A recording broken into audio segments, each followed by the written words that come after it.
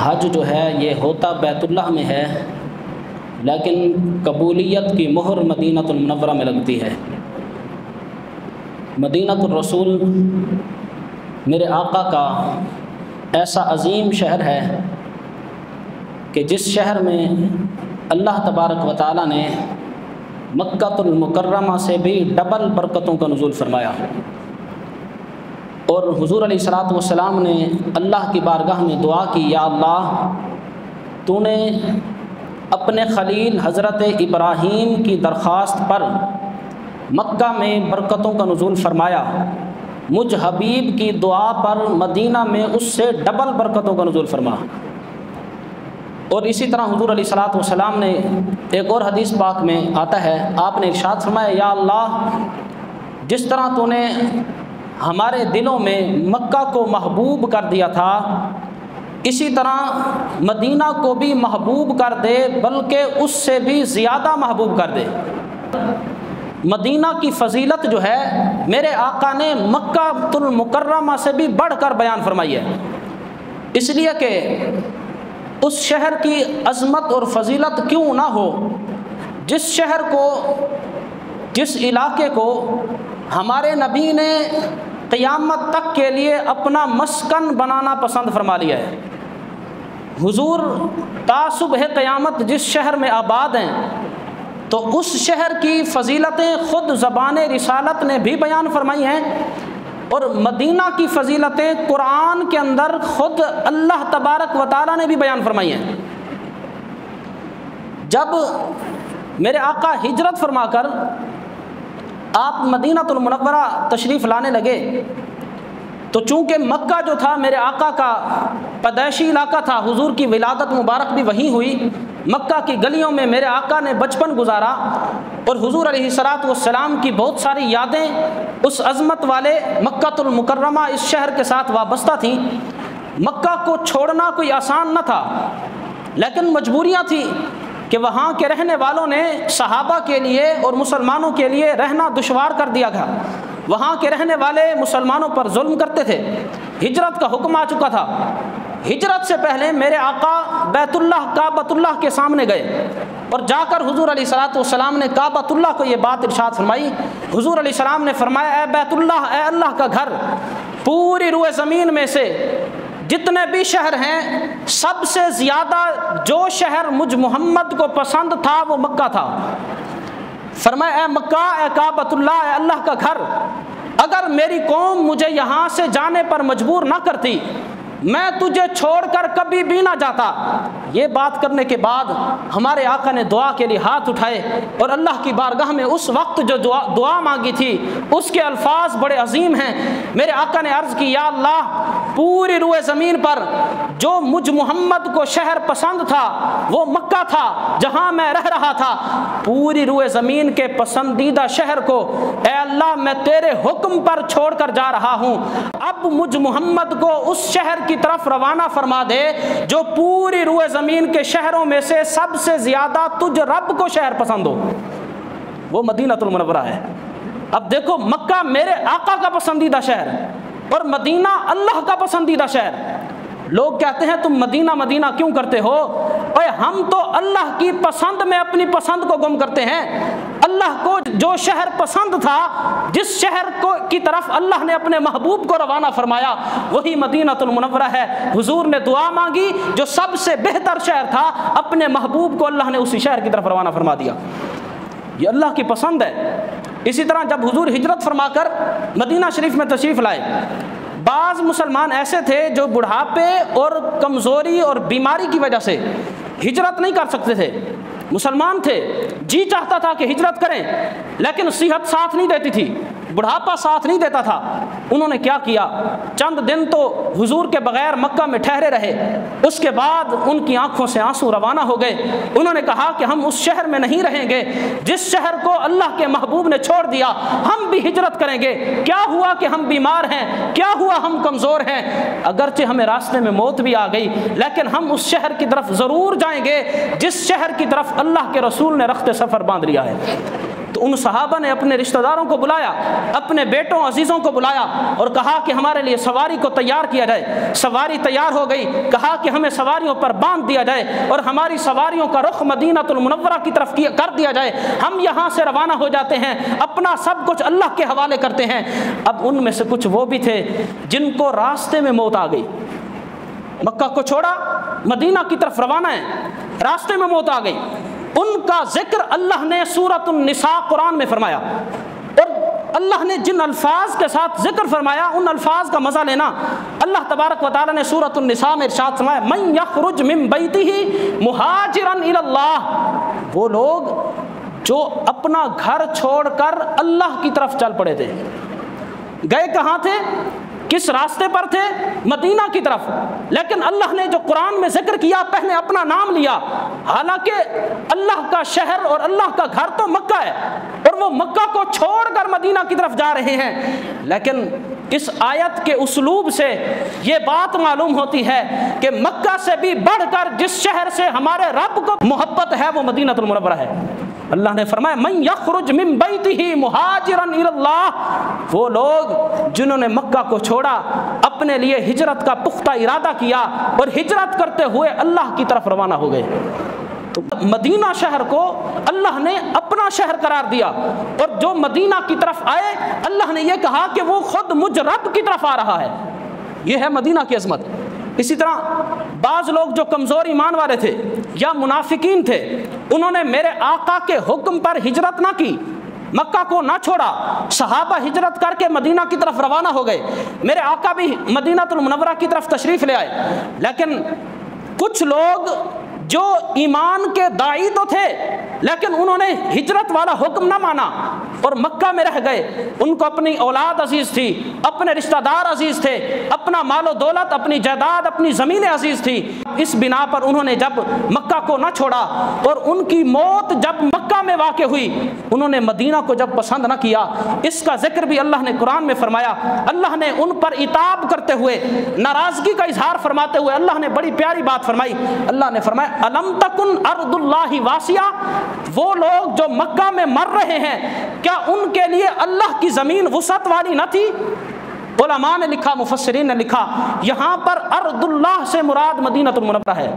اب دیکھو مکہ بھی اللہ کی زمین ہے، ملتان بھی ارض اللہ ہے، لاہور بھی ارض اللہ ہے، پاکستان بھی ارض اللہ ہے، ساری روئے زمین اللہ کی ہے، لیکن ساری روئے زمین اللہ کی ہونے کے باوجود جس روئے زمین کو قرآن میں اللہ ارض اللہ کہہ رہا ہے کہ مجھ رب کی وہ زمین ہے، وہ مدینہ المنورہ کی زمین ہے۔ فرمایا الم تکن ارض اللہ واسعہ، وہ لوگ جو مکہ میں مر گئے اور میرے آقا کے پیچھے اتباع کرتے ہوئے مدینہ کی طرف ہجرت نہ کی، کیا ان کے لیے اللہ کی زمین وسعت والی نہ تھی؟ کیا ان کے لیے ممکن نہ تھا کہ اپنا سب کچھ پیچھے رکھتے، میرے محبوب کی اتباع میں مکہ کو چھوڑ کر مدینہ کی طرف آ جاتے؟ یہ ہے مدینہ کی عظمت۔ اسی طرح مدینہ والوں کی کیا عظمت ہے، میرے آقا صلی اللہ تعالی علیہ وسلم نے اپنی مبارک زبان سے جو بیان فرمائی، جب مکہ فتح ہو گیا، فتح مکہ کے بعد اللہ کے رسول علیہ الصلوۃ والسلام حنین کی طرف تشریف لے گئے، واپس مدینہ نہیں آئے، مکہ سے آگے حنین ہے، غزوہ حنین ہوا، حنین سے واپسی پر اللہ کے رسول علیہ الصلوۃ والسلام نے وہاں کا جو مال غنیمت تھا جب وہ تقسیم فرمایا، حضور علیہ الصلوۃ والسلام نے جو مہاجرین تھے، جو غریب تھے، جو ہجرت کر کے مدینہ میں آئے تھے، ان کے پاس مال و دولت نہ تھا، ان کی دل جوئی کے لیے جو مال غنیمت تھا ان مہاجر صحابہ کو حضور نے زیادہ عطا فرمایا اور انصار کو تھوڑا سا کم عطا فرمایا۔ جب یہ تقسیم صحابہ نے، انصار اور مہاجرین نے دیکھی تو انصار کے بعض نوجوان صحابہ کی زبان پھسل گئی، انہوں نے اس وقت یہ کہا کہ دیکھو اللہ کے رسول اپنے علاقے والوں کو نواز رہے ہیں، مہاجرین کو نواز رہے ہیں، ان کو اللہ کے رسول نے مال غنیمت جو ہے زیادہ مقدار میں عطا فرمایا ہے۔ جب ان کی زبان سے یہ کلمات نکلے، بات چلتی چلتی ہمارے نبی تک پہنچی، میرے آقا بڑے خیمے میں تشریف فرما تھے، حضور نے تمام انصار اور تمام مہاجرین کو اپنے خیمے میں جمع فرمایا، اس وقت حضور نے جو بات فرمائی تھی وہ بڑی پیاری تھی۔ میرے آقا صلی اللہ تعالی علیہ وسلم نے مدینہ والوں کو، انصار صحابہ کو مخاطب ہوتے ہوئے ارشاد فرمایا، میرے آقا صلی اللہ تعالی علیہ وسلم نے ارشاد فرمایا، اے انصار مدینہ، اے اہل مدینہ، کیا تم اس بات پر راضی نہیں ہو کہ مہاجرین اور مکہ والے والے جو ہیں اپنے ساتھ مال و دولت، بھیڑ بکریاں اور اونٹ لے کر جائیں گے، میرے آقا نے فرمایا ترجعون برسول اللہ الی رحالکم، تم اپنے ساتھ خود اللہ کا رسول لے کر جاؤ گے۔ کیا تم اس پر راضی نہیں؟ مال و دولت تو عارضی چیز ہے، خود اللہ کا رسول رب نے تمہارے حوالے کر دیا ہے۔ اے مہاجرین، کیا تم اس پر راضی نہیں ہو؟ کیا تم نے یہ سمجھ لیا کہ مکہ فتح ہو گیا، اللہ کے رسول اب واپس آ کر مکہ میں رہنا شروع کر دیں گے؟ فرمایا نہیں نہیں، اگرچہ مکہ فتح ہو گیا، بڑی عظمتوں والا شہر ہے، لیکن میں اپنے وعدے پر اسی طرح قائم ہوں جو میں نے تم سے پہلے دن وعدہ کیا تھا کہ تمہارا جینا ہمارا جینا ایک ہوگا، تمہارا مرنا ہمارا مرنا ایک ہوگا۔ میرے آقا صلی اللہ علیہ وسلم نے ارشاد فرمایا مہاجرین کو میں نے بھیڑ اور بکریاں اور مال غنیمت سے نواز دیا ہے، میں اللہ کا رسول خود تمہارے ساتھ مدینہ پاک میں آ رہا ہوں۔ حضور علیہ الصلوۃ والسلام نے جب اس وقت یہ بات ارشاد فرمائی، وہ انصار مدینہ، وہ مدینہ کے رہنے والے بزرگ صحابہ، ان کی آنکھوں سے آنسو روانہ ہو گئے اور عرض کی یا رسول اللہ، یا حبیب اللہ، ہمارا ہرگز یہ موقف نہ تھا۔ بعض نوجوانوں نے جلد بازی میں آ کر یہ بات کر دی، یا رسول اللہ جو کچھ آپ نے ہمیں عطا فرمایا ہے، آپ اگر حکم دیں ہم یہ سارا مال غنیمت بھی مہاجرین کو دینے کے لیے تیار ہیں، صرف ہمارے اوپر ایک احسان فرما دیں، ہم انصار مدینہ کو چھوڑ کر نہ جانا، آپ کو ہم اپنے ساتھ لے جانے کے لیے تیار ہیں اور ہر حال میں تیار ہیں، ہر قیمت پر تیار ہیں۔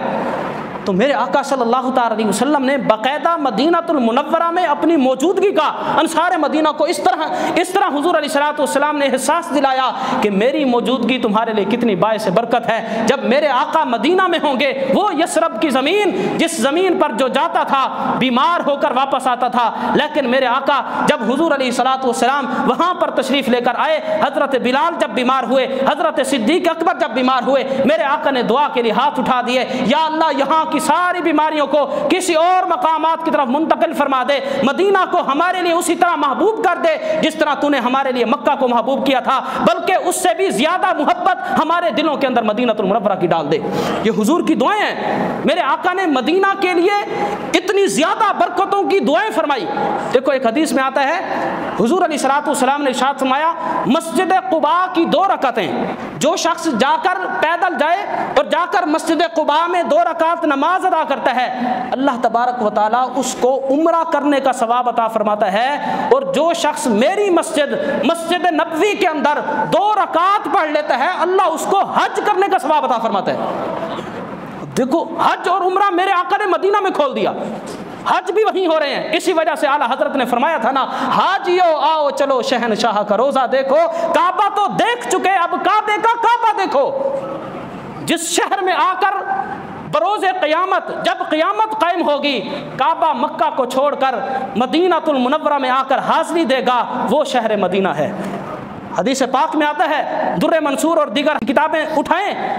میرے آقا صلی اللہ تعالی علیہ وسلم نے ارشاد فرمایا اذا کان یوم القیامہ، جب قیامت کا دن آئے گا، حضور علیہ الصلوۃ والسلام نے فرمایا زفت الکعبۃ بیت الحرام الی قبری، کعبۃ اللہ بیت اللہ کو دلہن کی طرح سجا کر فرشتے اٹھا کر میری قبر پر حاضر کریں گے۔ اب یہ ہے حاجیو آؤ چلو شہنشاہ کا روزہ دیکھو، کعبہ تو دیکھ چکے، اب وہ کعبہ بھی دیکھو نا جس کعبے کا آ کر خود کعبہ طواف کرے گا، جس کعبے پر آ کر خود کعبہ حاضریاں دے گا۔ میرے آقا نے فرمایا زفت الکعبۃ بیت الحرام الی قبری، جب قیامت کا دن ہوگا، فرشتے بیت اللہ کو دلہن کی طرح سجا کر اٹھا کر میری قبر پر پیش کریں گے، میرے روضہ انور پر پیش کریں گے۔ اس کے بعد حضور علیہ الصلوۃ والسلام نے فرمایا جب میرا ظہور، میری بیست، میں اپنی قبر مبارک سے باہر تشریف لاؤں گا، حضور علیہ الصلوۃ والسلام اس کے بعد کعبۃ اللہ سے پوچھیں گے اے کعبہ بتا تو نے پچھلی امتوں کو بھی دیکھا، میری امت کو کیسا پایا؟ حضور پوچھیں گے کعبہ سے کہ کعبہ اتنی صدیاں گزر گئی، میری امت آ کر تیرا طواف کرتی تھی، عمرے کرتی تھی، حج کرتی تھی، بتا تیرے ساتھ کیا ہوا، تو نے میری امت کو کیسا پایا؟ حضور علیہ الصلوۃ والسلام نے فرمایا کعبہ اس وقت کہے گا السلام علیک یا محمد، السلام علیک یا رسول اللہ، یا رسول اللہ آپ پر سلامتیاں ہوں، سب سے پہلے تو میرا سلام قبول فرمائیں۔ میرے آقا فرمائیں گے وعلیک السلام یا بیت اللہ، اے اللہ کے گھر تجھ پر بھی سلامتیاں ہوں، بتا تو نے میری امت کو کیسا پایا؟ حضور علیہ الصلوۃ والسلام نے فرمایا اس وقت بیت اللہ کہے گا یا رسول اللہ، یا حبیب اللہ، امت کی 2 قسمیں ہیں، امت کے ایک قسم وہ وہ ہے جنہوں نے آ کر بیت اللہ میں حاضری دی ہے، عمرہ کا حج کا شرف حاصل کیا ہے۔ دوسری امت کی قسم وہ ہے جو کسی مجبوری کی وجہ سے نہ آ سکی، میرے پاس حاضر نہ ہو سکی، عمرہ اور حج نہ کر سکی۔ بیت اللہ کیا کہے گا؟ یا رسول اللہ، یا حبیب اللہ، من جاءنی فانا اکفیہ ومن لم یأتنی فانت تکفیہ۔ یا رسول اللہ، جس نے آ کر میری بارگاہ میں آ کر عمرہ کیا، یہاں پر آ کر بیت اللہ کی حاضری دی ہے، اس کی شفاعت کے لیے تو میں کافی ہوں، اور یا رسول اللہ آپ کی غریب امت جو کسی مجبوری کی وجہ سے نہ آ سکی، اس کے لیے آپ کافی ہیں۔ اب امت کی دو قسمیں کر کے خود کعبہ کہے گا یا رسول اللہ میدان محشر برپا ہونے والا ہے، امت کا کیا بنے گا؟ آپ مجھ سے پوچھ رہے ہیں، میں بتا رہا ہوں امت کو دو قسموں میں تقسیم کر دیا جائے، جنہوں نے آ کر یہاں حاضریاں دی ہیں ان کی شفاعت اللہ کی بارگاہ میں کروں گا، اور جو کسی وجہ سے نہ آ سکے یا رسول اللہ آپ کی شفاعت ان کو کافی ہے، آپ ان کو جنت میں ضرور لے کر جائیں گے۔ یہ ہے مدینہ جہاں کعبہ بھی آ کر حاضریاں دے گا، اور مدینہ کی مٹی اس کی کتنی برکات میرے آقا نے بیان فرمائی۔ ایک مرتبہ حضور علیہ الصلوۃ والسلام جب کسی سفر سے واپس آ رہے تھے، صحابہ بھی ساتھ ہیں، نبی اکرم صلی اللہ تعالی علیہ وسلم جس طرف سے حضور اور صحابہ کی سواریاں آ رہی تھی اسی جانب ہوا چل رہی تھی، ادھر سے صحابہ آ رہے ہیں، ہوا اسی جانب چل رہی ہے۔ جب صحابہ کرام کی سواریاں قریب پہنچی اور ہوا کی وجہ سے مٹی اڑ کر صحابہ کے چہروں پر پڑنے لگی، بعض صحابہ نے اپنے اماموں کے کور اور کپڑے اپنے چہروں پر ڈال لیے کہ اپنے آپ کو، اپنے چہرے کو مٹی سے بچائیں۔ اس وقت جب میرے آقا نے صحابہ کے اس عمل کو دیکھا تھا، رسول اللہ صلی اللہ تعالی علیہ وسلم نے اس وقت ارشاد فرمایا تھا، ان فی غبارها شفاء من کل داء، فرمایا میرے صحابہ اپنے چہروں سے کپڑوں کو ہٹا لو، یہ جو مٹی اڑ کر ہوا جس مٹی کو لا رہی ہے اور تمہارے چہروں پر پڑ رہی ہے، یہ عام مٹی نہیں ہے، یہ مدینہ المنورہ کی مٹی ہے۔ میرے آقا نے فرمایا ان فی تربتها شفاء من کل داء، اس کو عام مٹی نہ سمجھنا، مدینہ کی مٹی کے اندر اللہ نے ہر بیماری کی شفا کو رکھ دیا ہے۔ یہ ہے مدینہ، وہاں کی مٹی۔ اللہ ہم سب کو بار بار حاضریاں نصیب فرمائے، اللہ ہمیں حج بیت اللہ کی سعادت بھی نصیب فرمائے، اللہ ہمیں عمرہ کی سعادت بھی نصیب فرمائے۔ کم از کم نیت تو کر لیں۔ بعض لوگ وہ ہوتے ہیں جنہوں نے نیت ہی نہیں کی ہوتی، میں نے بہت سارے لوگوں کو دیکھا ہے، کروڑ پتی ہوتے ہیں لیکن ان کی قسمت میں عمرہ اور حج نہیں ہوتا، پیسے ہیں لیکن قسمت لے کر نہیں جاتی۔ جاتے وہ ہیں جن کے پاس مال و دولت نہ ہو، یعنی جن کے پاس مال ہو یا نہ ہو، نیت اگر خالص ہے، جس نے نیت کر لی ہے کہ زندگی میں عمرہ ضرور کروں گا، بارگاہ رسالت کی حاضری ضرور دوں گا، میرے آقا صلی اللہ تعالی علیہ وسلم اس پر ضرور کرم فرماتے ہیں، ضرور اپنی بارگاہ میں بلاتے ہیں۔ آخری حدیث سنیں، میرے آقا صلی اللہ تعالی علیہ وسلم نے جو حاجیوں کے لیے بات ارشاد فرمائی، نبی کریم صلی اللہ تعالی علیہ وسلم نے فرمایا من حج البیت فلم یزرنی فقط جفانی۔ حضور علیہ الصلوۃ والسلام نے فرمایا ایسا حاجی جو حج کو تو آیا، حج تو کیا، لیکن وہ میری زیارت کو نہ آیا، اس نے مجھ پر ظلم کیا۔ حضور علیہ الصلوۃ والسلام چاہتے ہیں کہ میری امت میری بارگاہ میں حاضری دے۔ دیکھو بیٹا ہو، سفر پر رہتا ہو، دور رہتا ہو، اپنے شہر میں آئے، کسی کام کو آئے، لیکن اپنی ماں کو ملنے کے لیے نہ جائے، چند دنوں کے بعد اگر ماں کو خبر ملے کہ تیرا بیٹا آیا تھا، یہاں قریب تک آیا تھا لیکن تجھے ملنے نہیں آیا، ماں کو کتنا دکھ ہوتا ہے کہ میرا بیٹا یہاں تک تو آیا لیکن مجھے ملنے نہ آیا۔ میرے آقا تو کروڑ ماؤں سے بھی بڑھ کر اپنی امت سے پیار کرتے ہیں۔ اسی زاویے سے اس حدیث کو سمجھ لیا جائے، میرے آقا نے فرمایا من حج البیت فلم یزرنی فقط جفانی، جو حج کے لیے تو آیا، یعنی یہاں قریب مکہ تک تو آیا لیکن مدینہ میں میری بارگاہ میں میری زیارت کو نہ آیا، اس نے میرے ساتھ ظلم کیا، اس نے میرے ساتھ اچھا نہ کیا۔ جو چلا گیا حضور کی بارگاہ میں جس نے حاضری دے دی، اس کی کیا عظمت ہے، کیا فضیلت ہے۔ میرے آقا صلی اللہ تعالی علیہ وسلم نے فرمایا من زار قبری وجبت لہ شفاعتی، جس شخص نے آ کر میرے روضہ مبارک کی زیارت کی، اللہ نے مجھ محمد کی شفاعت اس پر واجب فرما دی ہے،